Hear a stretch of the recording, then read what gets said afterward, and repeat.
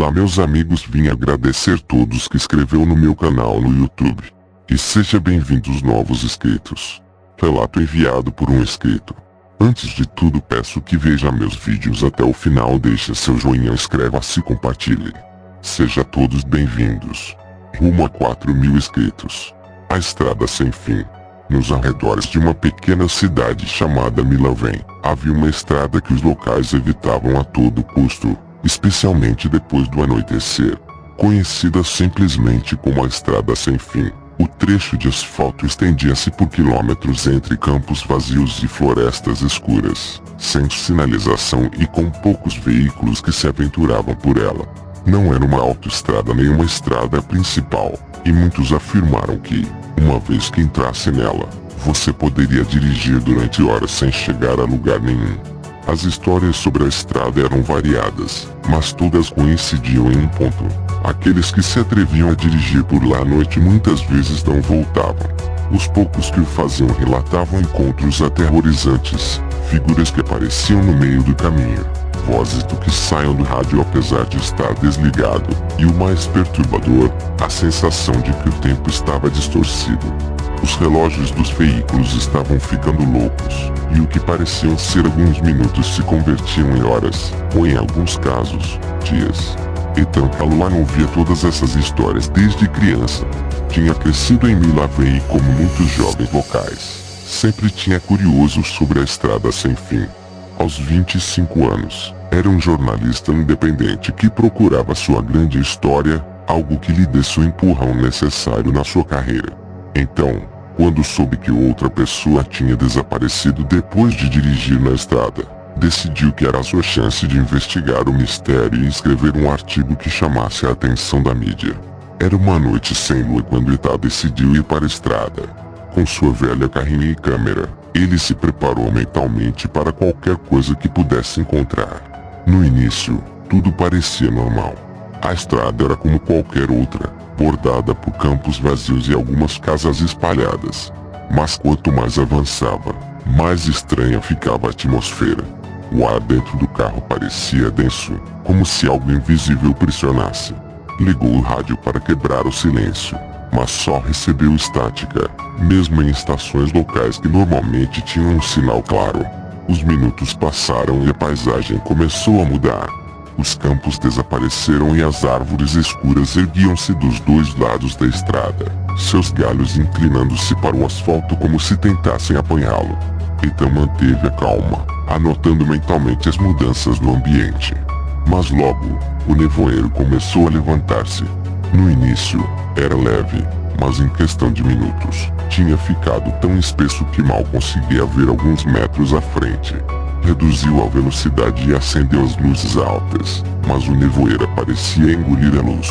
O relógio do carro, que estava marcando 10h15 quando começou sua viagem, agora mostrava 3h45 da manhã. Ethan olhou para o relógio de pulso para comparar, mas também mostrou uma hora errática. 22 p.m. Algo não estava bem. Enquanto continuava lentamente na estrada, notou algo na beira da estrada. No início pensou que era um animal, mas quando se aproximou, viu que era uma pessoa. Parou, abriu a janela e bateu, mas a figura não respondeu. A pessoa, enrolada no que parecia um casaco longo e escuro, simplesmente ficou de pé, imóvel, olhando para a escuridão da floresta. O Ethan sentiu um arrepio de volta. Algo lhe dizia que ele não devia sair do carro, mas sua curiosidade como jornalista o levou a investigar. Abriu a porta e saiu lentamente, aproximando-se da figura. "Está bem?" perguntou, mas não houve resposta. Quando estava perto o suficiente para ver o rosto da pessoa, notou algo assustador. Não tinha rosto. A figura, embora humana aparentemente, não tinha traços. Não havia olhos, boca ou nariz, apenas uma superfície lisa e vazia onde deveriam estar. Ethan deu um passo atrás, seu coração batendo forte, e nesse momento, a figura virou lentamente sua cabeça para ele, embora ele não pudesse realmente vê-lo. Sem pensar duas vezes, correu de volta para o carro e acelerou, deixando a figura no nevoeiro para trás. Seu coração continuava batendo a 1000 por hora, e suas mãos tremiam no volante. Não conseguia explicar, mas sabia que o que tinha acabado de ver não era algo deste mundo. À medida que continuava dirigindo, a estrada parecia estender-se indefinidamente. Os quilômetros estavam passando, mas não havia sinais de desvio, nem saída. O relógio do carro continuava mostrando horas absurdas. 12h47, depois 5h03, depois 9h16. O tempo não fazia sentido naquele lugar. De repente, as luzes do carro piscaram e apagaram completamente. Ethan bateu no volante, tentando manter a calma, mas a escuridão ao seu redor era absoluta. Apenas o nevoeiro, iluminado tenuemente pela lua que agora parecia ter se materializado do nada, rodeava-o. Foi então que ele ouviu um sussurro, mal audível, mas claramente vindo do banco de trás.